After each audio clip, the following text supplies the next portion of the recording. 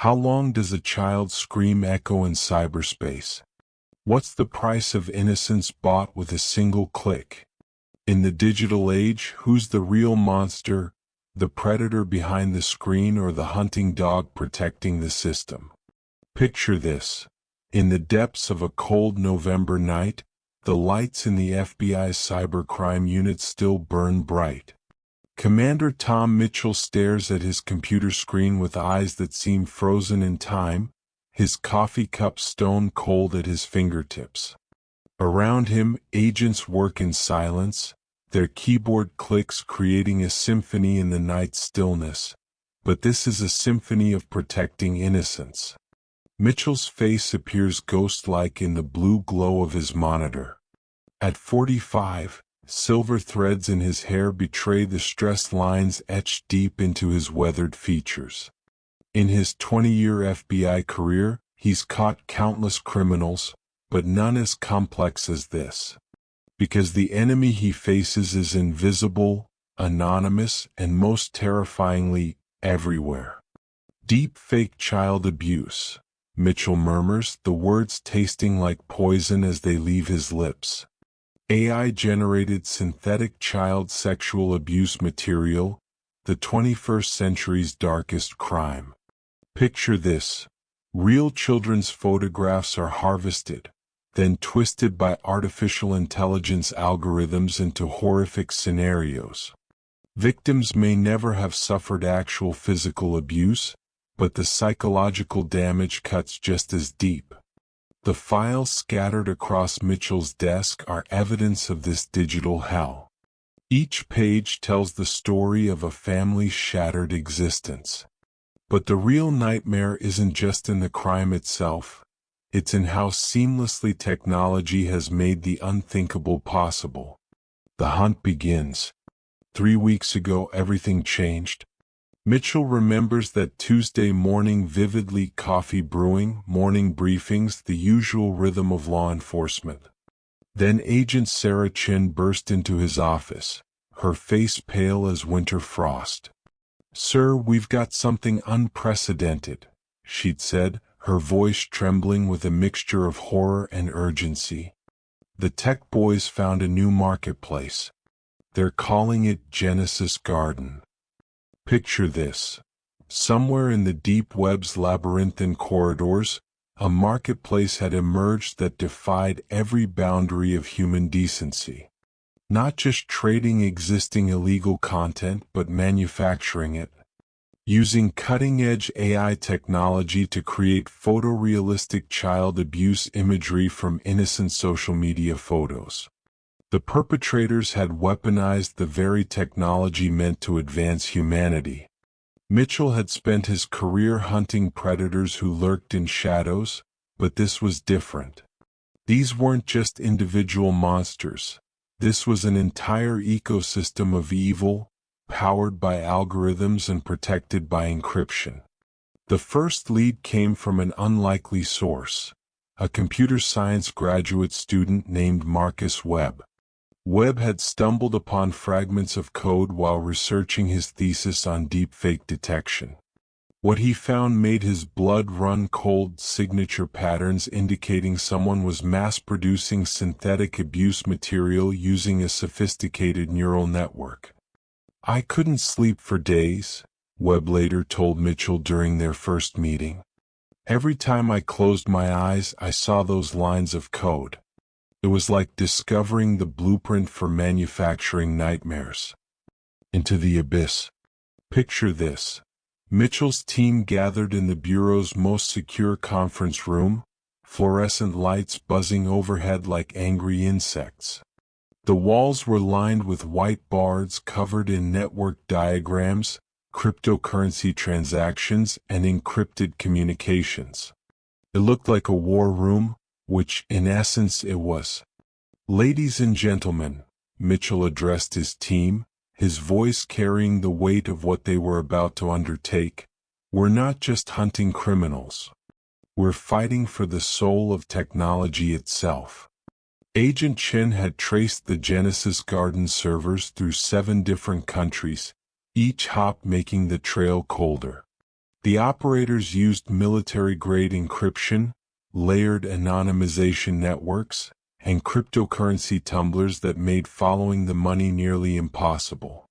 But Mitchell had learned something crucial in his 2 decades of law enforcement. Every criminal, no matter how sophisticated, eventually makes a mistake. The breakthrough came from an unexpected direction. Dr. Lisa Park, the Bureau's chief AI specialist, discovered something peculiar in the metadata of the synthetic images. Hidden within the digital fingerprints were microscopic artifacts, tiny imperfections that acted like a signature. "It's like DNA," Dr. Park explained to Mitchell, her fingers dancing across multiple monitors displaying complex algorithms. Every AI model leaves traces. These images weren't just made by any deepfake technology. They were created using a specific, modified version of a legitimate research tool. Picture this. In university labs across the country, researchers had developed powerful AI systems designed to help law enforcement detect deepfakes. But someone had stolen this very technology, perverted it, and turned it into a weapon against the innocent. It was as if someone had taken a cure for cancer and transformed it into the disease itself. The first breakthrough. The Genesis Garden investigation consumed Mitchell's every waking moment. His apartment, once a sanctuary, had become another office. Takeout containers stacked on his kitchen counter told the story of a man whose personal life had been sacrificed to a greater cause. His ex-wife Linda had called twice that week. Their daughter Emma's birthday was coming up. Mitchell stared at his phone each time, knowing he should answer, knowing he should be present for his 15-year-old daughter. But how could he explain that he was fighting monsters that manufactured innocence's destruction? The irony wasn't lost on him. He was protecting children he'd never met while his relationship with his own daughter deteriorated with each missed call. On a frost-covered Thursday morning, the team's persistence paid off. Agent Chin had been monitoring cryptocurrency transactions when she noticed something. Regular payments to a cloud computing service, always at the same time, always the same amount. "Boss, I think we found our computational backbone," Chin announced, her excitement palpable in the sterile office air. "Someone's renting massive processing power every 72 hours. The pattern's too regular to be coincidence." Picture this. Deep in the Amazon Web Services data centers, servers hummed with artificial intelligence algorithms that were learning to destroy innocence with mathematical precision. Each computational cycle refined the technology, made the synthetic abuse material more realistic, more devastating to the victims whose faces were stolen and corrupted. Mitchell felt a familiar surge of hunter's instinct. After weeks of chasing shadows, they finally had something tangible. The network revealed. The investigation revealed Genesis Garden wasn't just a marketplace. It was a sophisticated criminal enterprise with global reach. The operation was run like a legitimate tech startup, complete with customer service, technical support, and even user reviews. The banality of evil in the digital age was perhaps its most chilling aspect. At the center of it all was a figure known only as the architect. This person had somehow assembled a team of rogue AI researchers, cryptocurrency experts, and darknet market players. The architect's identity remained a mystery, but their digital footprint suggested someone with deep knowledge of both artificial intelligence and criminal networks. Picture this. In encrypted chat rooms accessible only through multiple layers of anonymization, the architect held court like a digital emperor. They spoke in measured, clinical terms about their product development, as if manufacturing synthetic child abuse material was just another business venture. Their followers treated them with reverence typically reserved for tech visionaries, a horrifying perversion of Silicon Valley culture. "They've gamified child exploitation," Dr. Park observed during one of their late-night strategy sessions. "Users earn points for sharing innocent photos that get processed into abuse material. It's like a social media platform designed by demons." Mitchell had seen evil before, but this felt different. This wasn't crime driven by desperation or passion. This was evil as enterprise, methodical and scalable. Personal stakes. The investigation took its toll on everyone involved, but Mitchell felt it most acutely. Sleep became elusive, haunted by fragments of code and encrypted messages that seemed to taunt him from the shadows. His reflection in the bathroom mirror each morning showed a man aging in real time, eyes more sunken, jaw more rigid with determination and disgust. The worst moment came when Dr. Park discovered that Genesis Garden had processed over 10,000 innocent photos into synthetic abuse material in just 1 month. Each number represented a child whose image had been weaponized against them, whose innocence had been commodified in the darkest corners of the internet. "My daughter's age range is their primary demographic," Mitchell confided to Agent Chin during one particularly dark evening. "Every time I look at Emma, I see potential victims. These monsters have poisoned my perception of childhood itself." Picture this. Mitchell sitting in his car outside his daughter's school, watching teenagers laugh and share photos on their phones, and feeling sick with the knowledge of how those innocent moments could be corrupted. The digital age had made every child a potential target, every photo a possible weapon in the wrong hands. The hunt intensifies. As winter deepened, so did the investigation.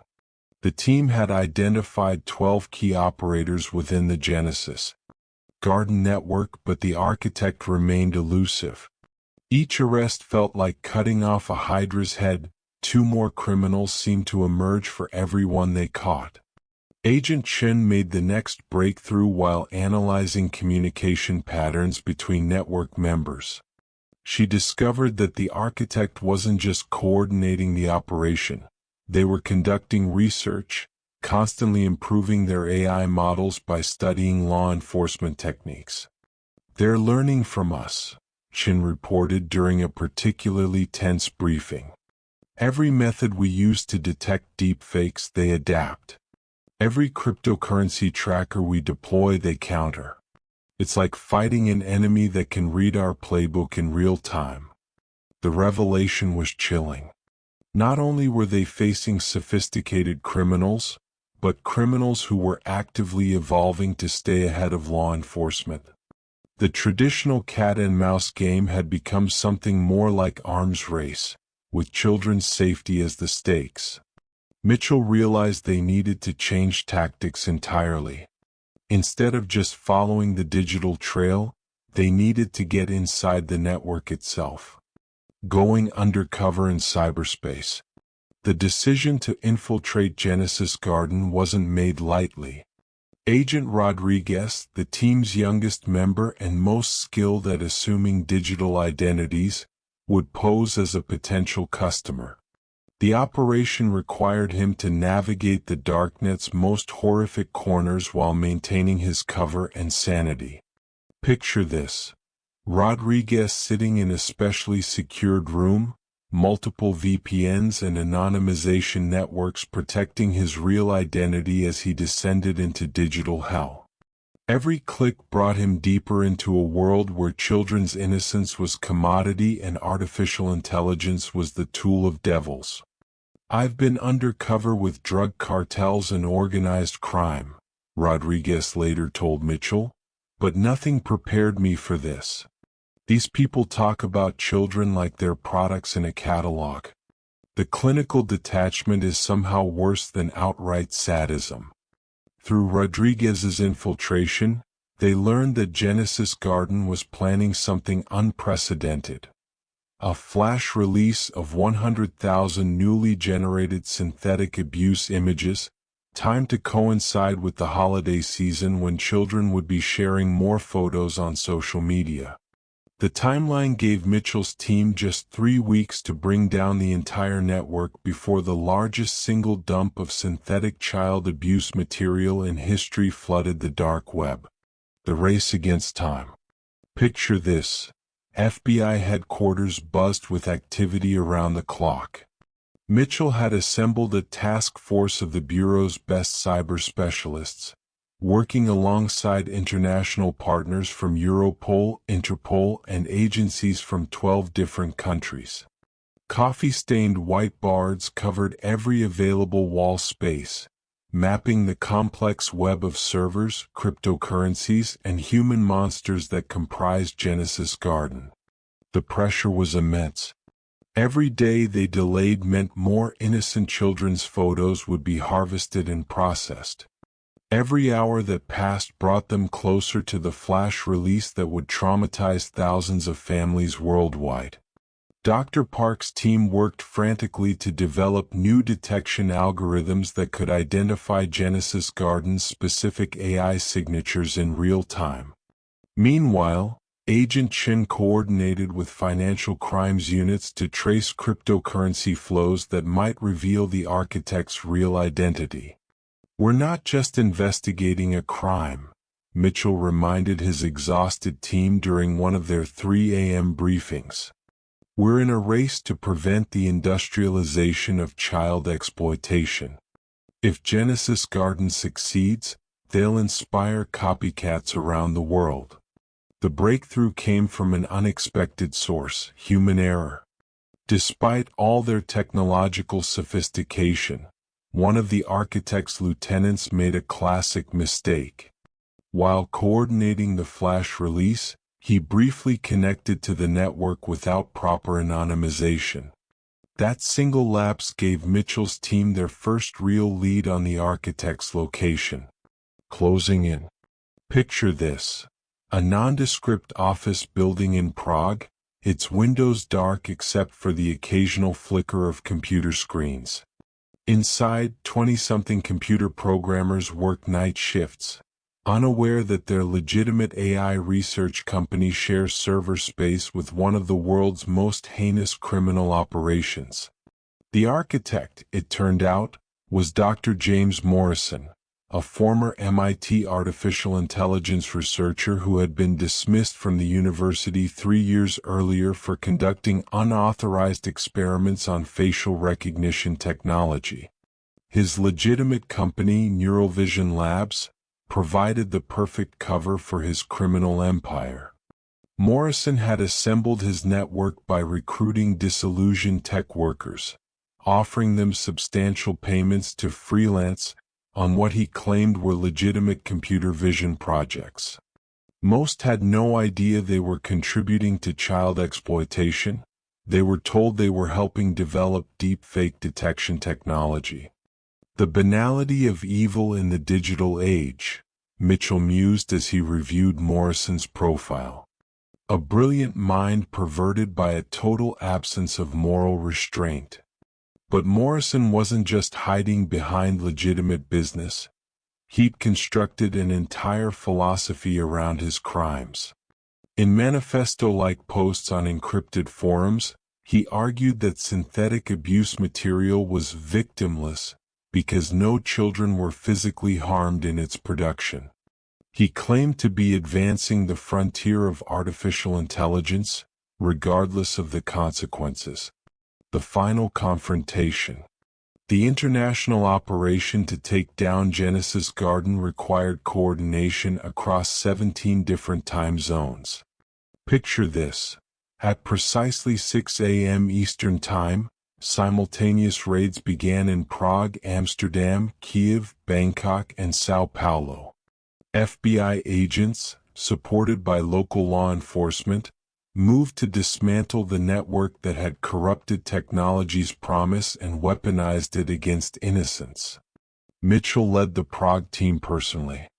As they breached Morrison's office, They found a man who looked more like a tech startup CEO than history's most sophisticated child exploiter. Clean-cut, well-dressed, sitting calmly at his computer as if he'd been expecting them. "Commander Mitchell, I presume," Morrison said without looking up from his screen. "I've been following your investigation. Quite impressive work, actually." The casual tone sent chills through Mitchell. Even in defeat, Morrison showed no remorse, no recognition that his actions had traumatized thousands of families worldwide.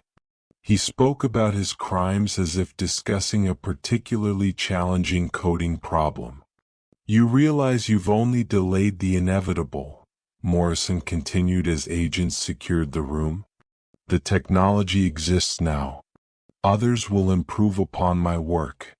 You can't arrest an algorithm, Commander." Picture this. As Morrison was led away in handcuffs, Mitchell stared at the wall of monitors showing the Genesis Garden network being systematically dismantled. Server after server went dark, encrypted communications ceased, and the flash release was prevented just 18 hours before its scheduled deployment. Aftermath and reflection. The Genesis Garden takedown made headlines worldwide, but Mitchell knew the victory was temporary. Morrison had been right about one thing: the technology existed now, and others would inevitably try to replicate his horrific innovation. In the weeks following the arrests, Mitchell's team worked with tech companies and researchers to develop new safeguards. Every social media platform updated their terms of service and implemented new AI-based protections against image harvesting. But the fundamental problem remained. Artificial intelligence had advanced to the point where the line between real and synthetic was becoming increasingly blurred. Picture this. Mitchell sitting in his office 3 months later, reading reports of copycat operations already emerging in other countries. Genesis Garden had been destroyed, but it had also provided a blueprint that other criminals were eager to follow. His daughter Emma had called the night before, the first time in months. She wanted to understand what her father did for a living, why he'd seemed so distant lately. "How do you explain to a teenager that you've been fighting monsters who turn innocent photos into weapons?" "I protect kids," Mitchell had told her simply. "Sometimes that means fighting people who use computers to hurt children in ways we never imagined possible." Emma had been quiet for a long moment before responding. "That sounds really hard, Dad. But I'm proud of you."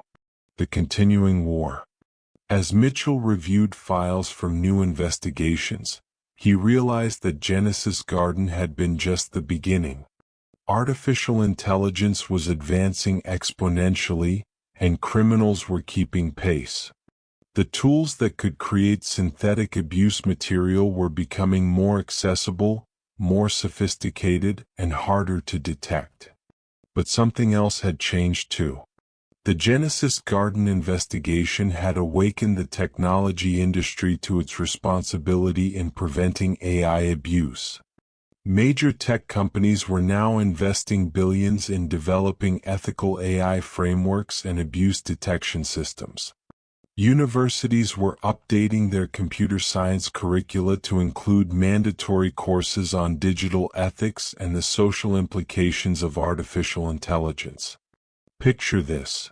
In research labs around the world, scientists who had once focused purely on advancing AI capabilities now spent equal time developing safeguards against abuse. The Genesis Garden case had become a wake-up call that technological progress without moral consideration was not progress at all. Mitchell's team had evolved too. They were no longer just reactive investigators. They had become proactive guardians of technology's ethical development, working with researchers, lawmakers, and industry leaders to ensure that future AI innovations couldn't be perverted as easily as Morrison had done. Legacy of the Hunt. 2 years after the Genesis Garden takedown, Mitchell received a letter from Dr. Morrison in federal prison. The former AI researcher had apparently found.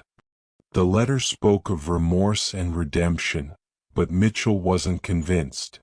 He'd seen too many criminals claim transformation when facing the consequences of their actions. What mattered more were the systemic changes the investigation had catalyzed. New laws specifically criminalizing AI-generated child abuse material had been passed in 37 countries. International cooperation protocols for investigating AI crimes had been established. Most importantly, a generation of computer scientists was being trained with an understanding that technology's power comes with moral responsibility. Picture this. Mitchell, now promoted to deputy director of the FBI's cybercrime division, addressing a room full of young computer science students. Behind him, slides display not just the technical achievements of artificial intelligence, but also the human costs when that technology is misused. Every line of code you write, every algorithm you develop, every AI model you train has the potential to impact real human lives, he tells them. The question isn't whether technology can do something, it's whether technology should do something. In the audience, future programmers and AI researchers listen intently, understanding that they are inheriting not just the power of artificial intelligence, but the responsibility to ensure it serves humanity's best impulses rather than its worst. The hunt for digital predators continues, evolving as quickly as the technology they exploit. But Mitchell has learned something crucial. The most powerful weapon against evil isn't just better algorithms or stronger encryption. It's a generation of technologists who refuse to separate innovation from conscience. Picture this. As the lecture ends and students file out discussing ethical AI development, Mitchell feels something he hadn't experienced since before the Genesis Garden case began: hope. Not naive optimism, but the hard-earned hope that comes from knowing that good people are willing to fight for the innocent, even in the darkest corners of cyberspace. The war isn't over, it may never be. But each generation of guardians stands ready to protect the next, armed with technology's power and tempered by wisdom's restraint. In the digital age, that may be the most heroic fight of all.